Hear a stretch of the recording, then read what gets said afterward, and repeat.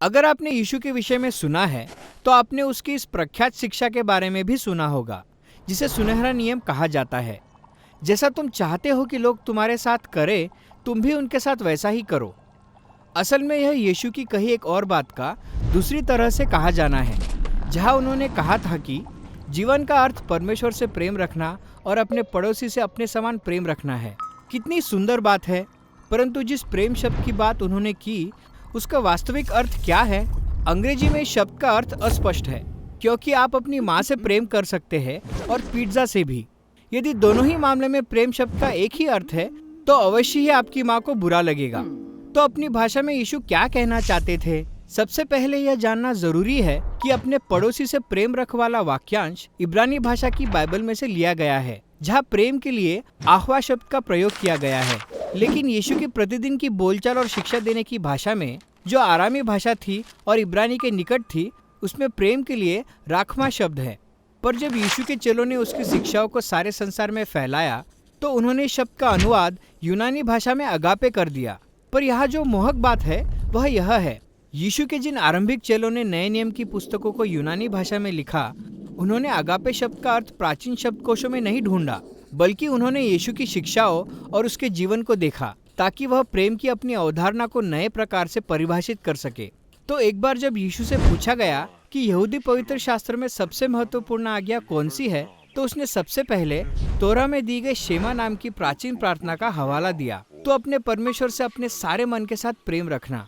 इसलिए परमेश्वर से प्रेम रखना सबसे महत्वपूर्ण बात है। पर फिर जल्दी ही यीशु ने कहा कि तोरा की एक और आज्ञा भी है, जो इसी के समान महत्वपूर्ण है, अपने पड़ोसी से अपने समान प्रेम रखना। तो इनमें से कौन सी आज्ञा अधिक महत्वपूर्ण है, परमेश्वर से प्रेम रखना या अपने पड़ोसी से? और यीशु का जवाब दोनों के लिए हाँ है। प्रश्न पूछने का अर्थ है कि आपको उसकी बात समझ नहीं आई। यीशु के लिए ये दोनों बातें एक ही सिक्के के दो पहलू है। परमेश्वर के लिए आपका प्रेम लोगों के प्रति आपके प्रेम के द्वारा प्रकट होता है, और ऐसे ही इसके विपरीत भी। इन दोनों बातों को अलग नहीं किया जा सकता। तो इससे स्पष्ट है कि यीशु का अगापे प्रेम प्राथमिक रूप से ऐसी भावना नहीं है जो किसी दूसरे के लिए आप में मन में आए और कहे कि मुझे प्रेम हो गया। यीशु के लिए प्रेम एक क्रिया है। यह एक चुनाव है जो आप करते हैं कि आप अपने से बढ़कर दूसरों का भला करेंगे। यीशु ने आगे यह शिक्षा दी कि परमेश्वर और दूसरों के प्रति सच्चे प्रेम का अर्थ बिना कुछ प्राप्ति की इच्छा से दूसरों की भलाई चाहना है, विशेष रूप से ऐसे लोगों की जो कठिन परिस्थितियों में है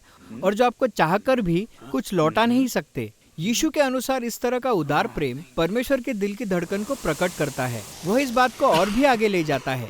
यीशु ने कहा कि सच्चे प्रेम का सबसे ऊंचा मापदंड यह है कि आप उस व्यक्ति के साथ कैसा व्यवहार करेंगे जिसे आप सह भी नहीं सकते, या उसी के शब्दों में, अपने शत्रुओं से प्रेम रखो और उनकी भलाई करो और फिर पाने की आशा न रखो।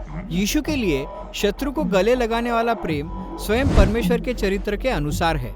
आज हम यीशु के बारे में बात नहीं कर रहे होते अगर उसने अपने शत्रु से प्रेम रखो जैसी बातें सिर्फ कही होती, पर उसने वास्तव में इन बातों के अनुसार जीकर दिखाया। यीशु बहुत ही उपयोगी और ठोस तरीकों से अपने आसपास के लोगों की निरंतर सहायता और सेवा करता रहा, और वह लगातार ऐसे गरीब और चोट खाए हुए लोगों की तरफ जाता था जो बदले में उसको किसी तरह का लाभ नहीं पहुंचा सकते थे।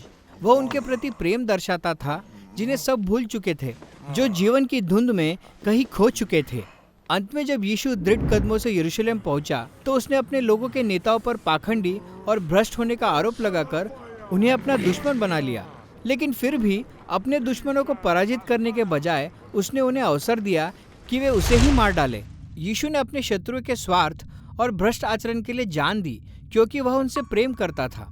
यीशु के जी उठने के बाद यीशु और फिर उसके चेलों ने यह दावा किया कि यह संसार के लिए परमेश्वर के प्रेम की सामर्थ्य थी, जो यीशु के जीवन, मृत्यु और जी उठने के द्वारा प्रकट हुई है। जैसे कि पौलुस प्रेरित ने कहा, परमेश्वर हम पर अपने अगापे की भलाई इस रीति से प्रकट करता है कि जब हम पापी ही थे तभी मसीह हमारे लिए मरा। या प्रेरित यूहन्ना के शब्दों में, जो अगापे परमेश्वर हमसे रखता है वह इससे प्रकट हुआ कि परमेश्वर ने अपने एकलौते पुत्र को जगत में भेजा है कि हम उसके द्वारा जीवन पाए।